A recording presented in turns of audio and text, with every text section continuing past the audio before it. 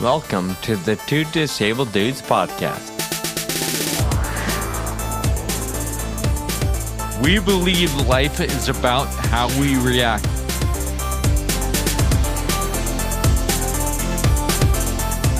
Hey, welcome to the Two Disabled Dudes podcast. My name is Sean. Across the way is Kyle. Hey. We are so glad you're here today. Kyle, what is going on in your head today? Actually, I don't want you to answer that specific question, but I do want you to share a thing with the audience. Okay. Well, either way, I was going to say the same exact thing. Okay. So, all right. You and I traveled together recently. We met in Dallas for an event, and I want to talk about the Marriott hotel that we stayed at. And I specifically say Marriott because they're different from, say, like Hilton. Hilton, you can reserve a room, an accessible room. We've talked about the concept of reservations before. So I happened to book a Marriott. It was a better choice because of the location and the price and whatever. So I chose that hotel. I requested an accessible roll and shower accessible room. And on my confirmation email, it said guaranteed request roll and shower. First of all, I don't know what guaranteed request means. All right. So that's dumb. So let's start there. So I go there and I check in. It's like 8:00. So, all right. It's late in the day, at 8 p.m. And so a lot of rooms have been taken and assigned and whatever, right? So Yeah. I get my key from the front desk person, and I say specifically, holding the key in my hand, looking them in the eye, I say, this is a roll and shower room, right? And she says, yes, that's right. Okay, so I go up to the room. Nope, there's a tub there. All right, so I come back down. She's like, oh, I'm sorry. Here, let me switch you into a roll and shower room. Okay, I take the key. I go up to the room. The next room, it's still a tub. And so I call down, and like, I can use a tub with grab bars. It's not the end of the world.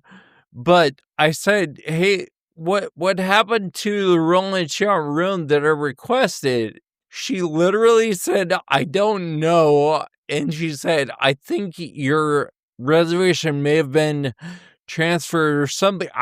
Something I didn't quite understand. Anyway, it was just like, seriously, there is a serious misunderstanding here because I don't think she knew what a roll and shower room was. So anyway, I requested a shower chair. They delivered that, and I just used that in the tub, and it was fine. So then I take a shower, and you know how there's like the wand? It's on a little holder that slides up and down on a pole, right? Yeah. Well, it wasn't sliding down, and I kept trying. I'm like, what the heck? So I look at it on the other side more closely, and the thing had lost all its ability to like cling to the pole. So I'm sure it was just only going down, right? Sure. So they put a screw in it to keep it in the top, so it couldn't go down. So, all right. So the water's just shooting straight out and like arching down into the back. So I had to like scoot the shower chair all the way to the back to get any water on me. Jeez. So I take a shower, whatever. I get out and I'm like, struggling to get out, holding on, putting my head down, holding on to the thing. I hit my head on the little, like, one of the pole things. And I'm like, oh my God, that hurt. Why did that hurt so bad? What's so sharp? I look at it and it's a round thing, but it has a screw in it. And the screw is like kind of not like flesh. So that's what jabbed me in the head. Wow. And I'm like, all right, now this is just insulting. Wow. So That's it's incredible. not only a miscommunication with the front desk, but total. Plus the faucet dripped all night. I Huh. spent about 10 to 15 minutes trying to get it to stop dripping by like shimming it around and whatever, but no, it dripped all night. So I'm like, all right. Wow. I So didn't get the right room. Plus, it's all falling apart. It you, was, kind of ridiculous. you So didn't thank you, Marriott. you didn't get the right room twice. Kyle, I know, you know, sure it's a little less work for you because you're in a motorized chair, but man, Right. I've been there and had to walk all the way back because they gave me the wrong room or the wrong key. Right. I can't imagine how impatient and how much I would have lost it on the second time if that were me. So Yeah. kudos to you for being somewhat patient, albeit frustrated. That's maddening just to hear about. Yeah. And the person had zero words that meant anything Yeah. to like Yeah. smooth over the situation. And so I'm like, all right, if I get mad, I'm just gonna be disappointed in myself Yeah. because I'm trying to make the person feel bad. And I'm like, all right, just don't say anything, So, question, you said something early on that there's a difference between Marriott and Hilton.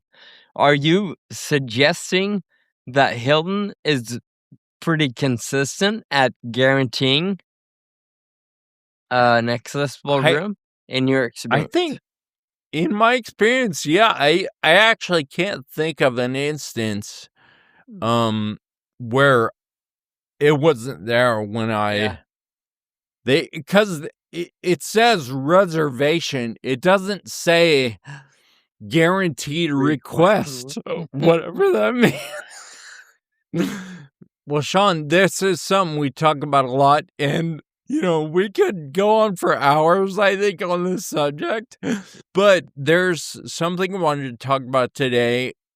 I've been thinking a lot about never giving up and what it means. Like when you dig in and not give up on a subject, a lot of times that means trying to find another way and not just pushing harder, but actually thinking through it and maybe finding the back door or whatever.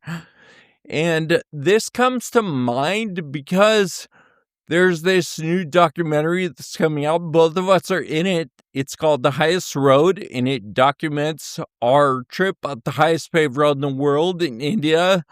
But it also documents the development and approval of the first drug for FA, omavaloxolone. And during the development of that drug, this company, Reata Pharmaceuticals, they're no longer a company. They were acquired after the approval, but they submitted a positive clinical trial to the FDA that showed that this drug slowed the progression of disease. And the FDA said, no, this is not enough evidence. Partly the standard for approval is 2 placebo-controlled trials, and they only had 1. But there's such a high unmet need, right, in the FA community. Never had a drug before, and a disease that really just tears up lives. And anyway, to make a long story a little longer, the FDA said no. There was no moving forward at that point, and dead in the water, everything was stopped. Oh my gosh, like, what are we going to do? At this point, it's so easy for a drug company to be like, all right, never mind, move on to the next thing because this one didn't work. Like, and that's our reaction to a lot of different situations, a lot of time. Sure. In this situation, Riata, they leaned on this law that was enacted in 1997 and hardly ever used, but it required only one trial with confirmatory evidence.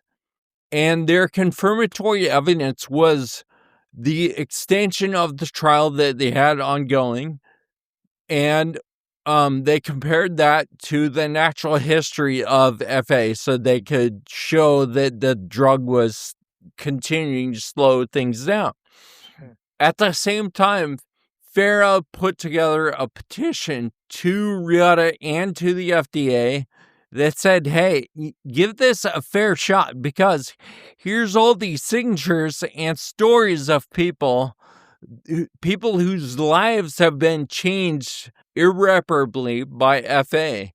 And that petition signed by 74,000 people kind of established the burden of disease straight from the perspective of the people that it affects. So they did all those things that were kind of unconventional. You know, it's not the normal playbook for a clinical trial. And eventually the drug was approved. And it's because Riata chose not to give up. They rethought the situation. Okay, what are our options? Let's look at this, let's look at that, and move forward a different way than we had before. Sure. So, you know, this concept of never give up, I feel like oftentimes we confuse persistence with just push harder. Like, that's what persistence means. Doing the same thing, but just a little bit harder, and maybe you'll get there. Yeah. And I feel like we've talked about it a few times, especially with rare disease or Friedreich's ataxia or debilitating disease in general. Like, no matter how hard I try, I'm not going to be able to get up and walk from here to my car.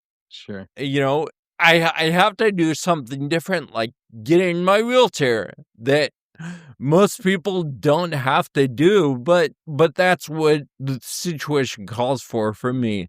So, man, this was a long-winded way to kind of get to the crux of it is, you know, never give up. We think push harder, but a lot of times we just have to think differently and approach things differently. And that's today's episode. So thanks for being here. No, I'm just playing. You make a good point. Yeah, although a long setup, there's so much in that story that we can relate to in personal life, right? Just how many times do we face a disappointing result or decision by some other outside party and we just accept it? Or, you know, we keep pushing and prodding and poking at it until things get worse. And the reality of it is there's so much value in understanding what your goal is or what the end result is you're after, but also allowing yourself, whether you're a pharma company or just an individual, allowing yourself to make changes along the way in order to still achieve the end result you have in mind. When I think about you saying, oh, just push harder, when I just push harder, that's when I'm at more risk.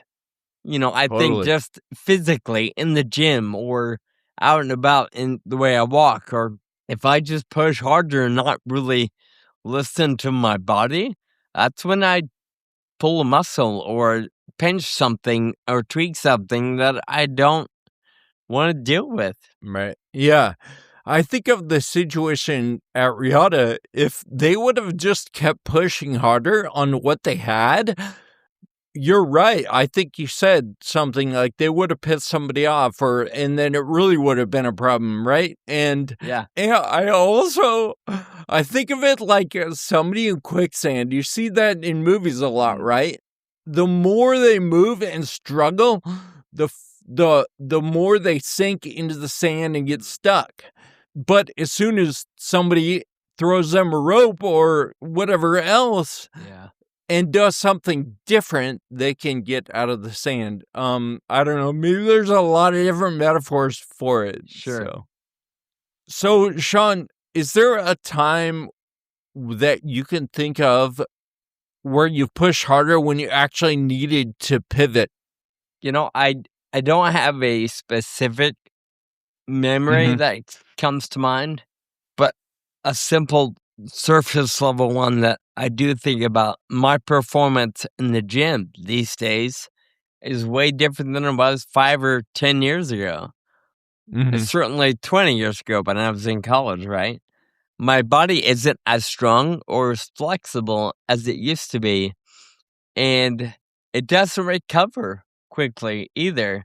So, what I've recognized more so in the last year or so, as I've gotten a little more serious about training and, then recovering from the bike crash in India a couple years ago, all of it played into this.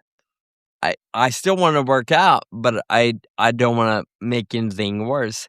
But it helped me recognize, man, if I keep just going the way I thought I should go 10 years ago, something's gonna break or tear Yeah. or get pinched. And you and I both know once you pinch a muscle or a nerve like then you're out for a week or two. Like it takes a long time to recover and there's Yeah. some serious pain. So again, not a specific example, but I have these thoughts pretty often in the gym. If I'm working on a machine and I feel something twist or pull or turn the way it shouldn't, I've gotten better at stopping and Mhm. looking at my posture or rethinking how I'm doing it or maybe lowering the weight because the last thing I'm going to do is push so hard that I can't move for a week or I'm not at work Totally. or whatever it may be. Yeah. And, even though you have to slow down in the moment, and maybe you feel like you're not making as much progress as you feel like you should be, it's going to allow you to make progress Yeah. in the future. Like if you just keep pushing and you pull something or whatever, then that totally stops Yeah. progress That's rather true. than slowing down so that you can speed up in the future. Yeah. Yeah, for sure. Sean, what do you think makes us push like that when we kind of, in the back of our head, we know we shouldn't. And, you said that you have or more and more you're understanding that you can slow down in order to maintain. What makes us, you think, push harder even though we know we shouldn't? At least for the gym or working out, whatever you want to fitness, I would imagine pride has Mm, something to do with it. You yeah. want to bench some big number or you want some physique that maybe you haven't had in a long time or that you're chasing. And when there's an injury or discomfort that threatens to slow you down or threatens to make that reality not come to pass. And at least for me, my pride says, no, I can do it. Like I want to keep doing it. I'm gonna achieve. So I would imagine that's a big part of it. Yeah, I think that's right. I point to a time when I did a training ride right before my very first ride. It was a long time ago, 2006. And I rode from Sacramento to San Francisco. it was 60 or 75 miles or something, but I started feeling something in my knee about, I don't know, halfway through. And by the time I got to San Francisco, I could, if I had known better, I would have stopped. Yeah. But by the time I got to San Francisco, it was screaming like crazy, and I couldn't even ride the next day. That affected not only the next year of cycling, but I had to nurse that injury over a couple years. Wow. And anyway, similar to what you see in the gym, like I always think of that, and it's something I've learned to listen to my body and be able to quiet my ego sometimes. Yeah. So that brings up a natural move with the conversation. You still ride all the time. So you didn't give up the riding. What shifted for you? What changed? Yeah, that's a good call. I visited a bunch of physical therapists. I looked up online, and I didn't know what it was called at the time, but it was an IT band injury. So I researched a lot about IT band, and I asked around, made phone calls and stuff like that. Turned out that stretching and strength really made the difference. And, so that's what I focused on in conjunction with my cycling for the next couple of years. And it hasn't been a problem for several years, and so it was partly then I didn't know what it was, but then also once I did know, really putting things into place, changing my approach to address the issue instead of just ignoring it, I guess. Yeah. Because, like you said, the goal was to continue cycling. And so something needed to happen. Something needed to change to be able to enable that future. For sure. Sean, I saw a reel yesterday that you posted to social media, and the concept was something like, it's about the hard days. It's about getting up and going even when the going is slow, even when everything hurts. It's all about that. And so, to me, that points to, not all progress is huge and dramatic. Sure. But it all still counts. Yeah, good point. Whatever the goal you're chasing, you can adjust all you want about how you get there, but the moment you quit showing up for yourself is the moment you start creating a gap between who and where you are versus where and who that goal is. And it makes it really hard, if not impossible, to actually ever achieve it. So, a great example, Kyle, we were early in April, so I was looking at my March performance in the gym, and it was abysmal. Like, it was disappointingly not great. But had you asked me as we were going through March, I'm like, yeah, it's fine. I'm good.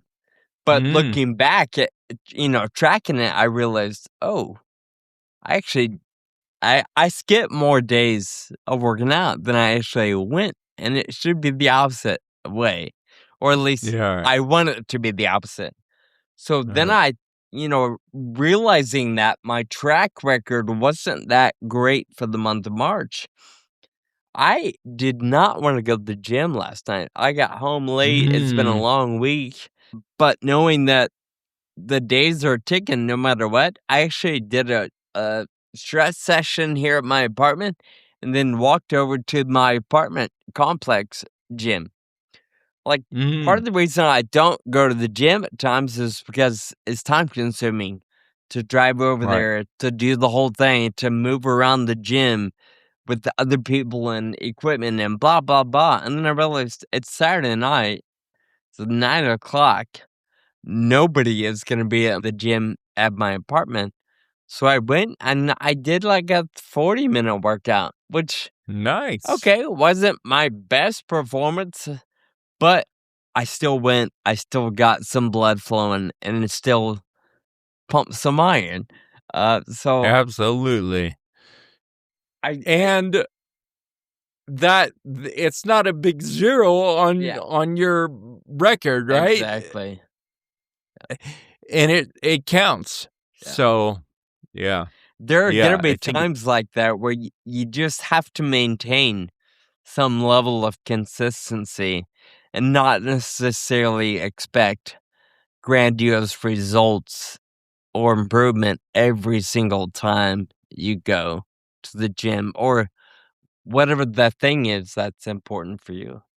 yeah, you've gotta be flexible. I mean, before you said that your body isn't quite flexible anymore, Yeah. or as it was, but also, conceptually, like just the way we think about things, we gotta be flexible because rigidity breaks. Mm, And if you're too stiff in your thinking and in the way you do things, something's gonna break. But if you adapt, that's how you survive a lot of times.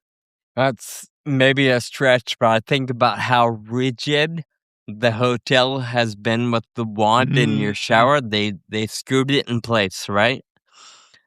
All it's gonna take is somebody like me that maybe is a little less patient, but that's gonna rip that thing out of the wall.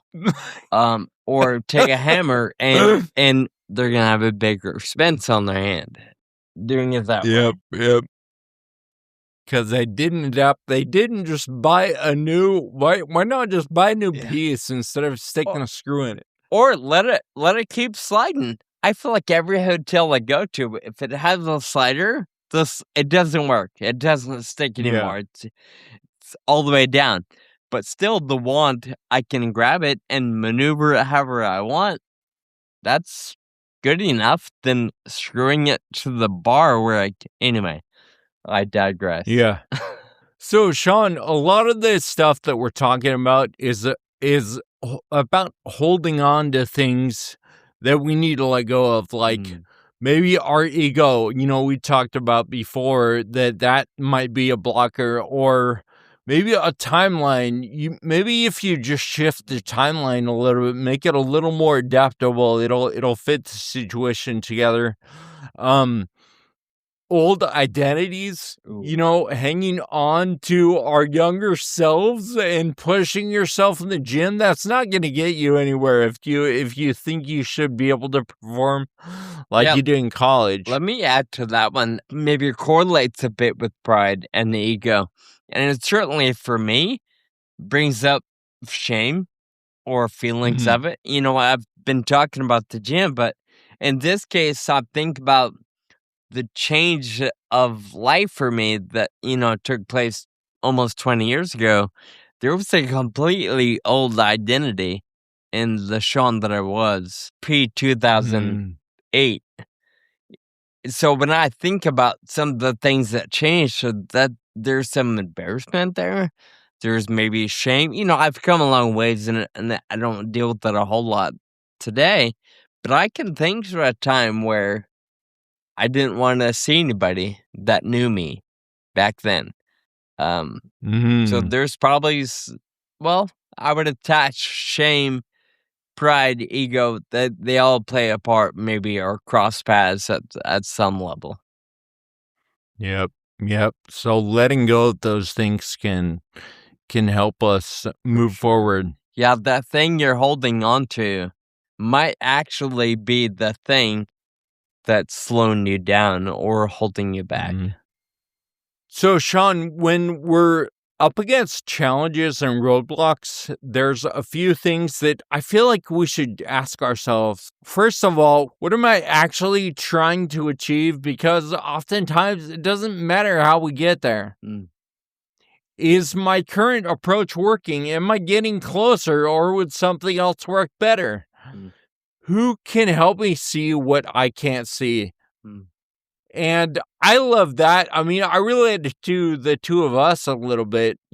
Like we've mentioned before, we have very different personalities, and we see the world in different ways. And I bet that happens with all of your friends or my friends, right? We see the world in slightly different ways, and everyone can see something that I can't see or that you can't see. And so talking with each other and talking through things, I think, with many people, and considering a lot of different perspectives, I think that's important.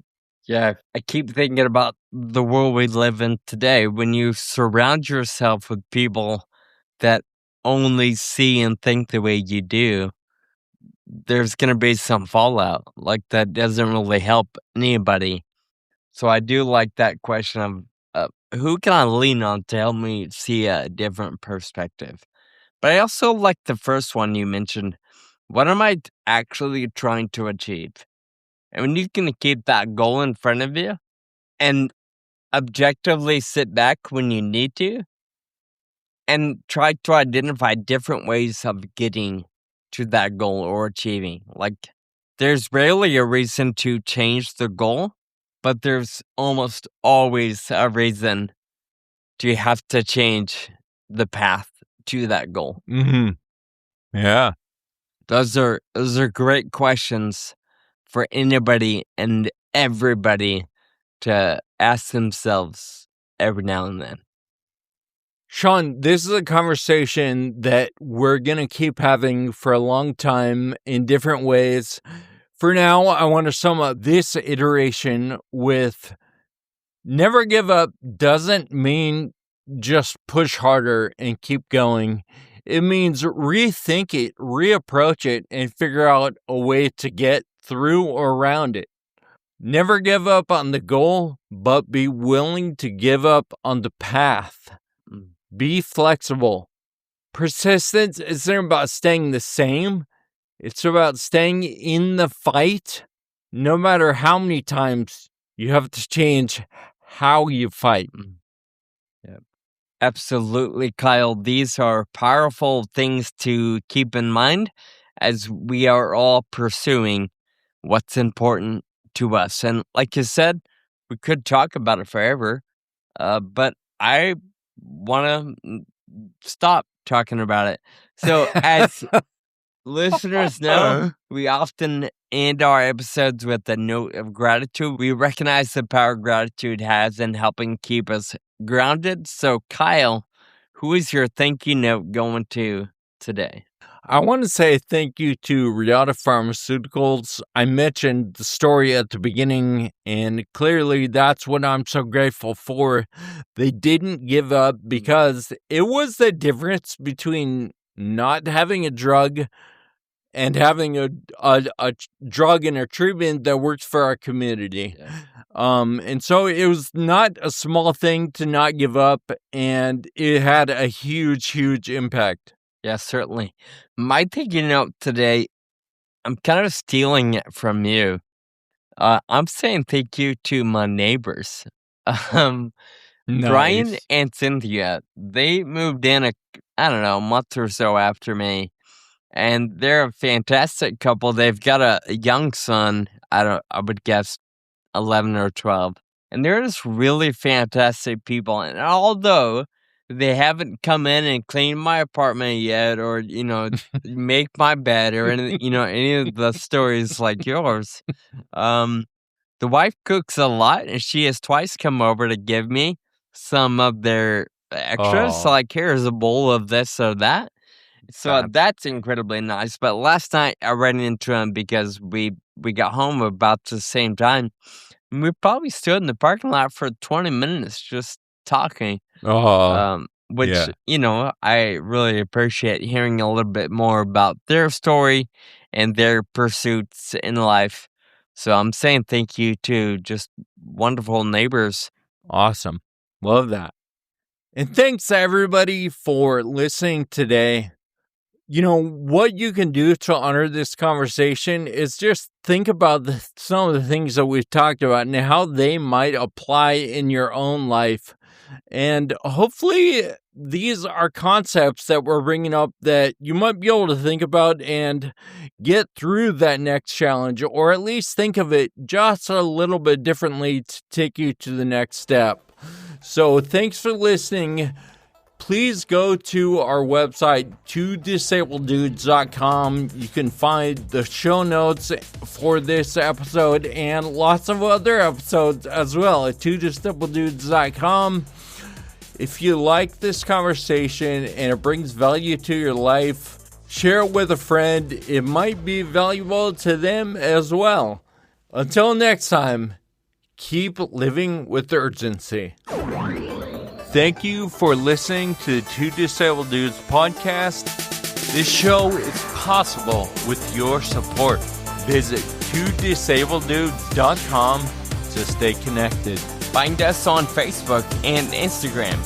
And be sure to subscribe on your favorite podcast player.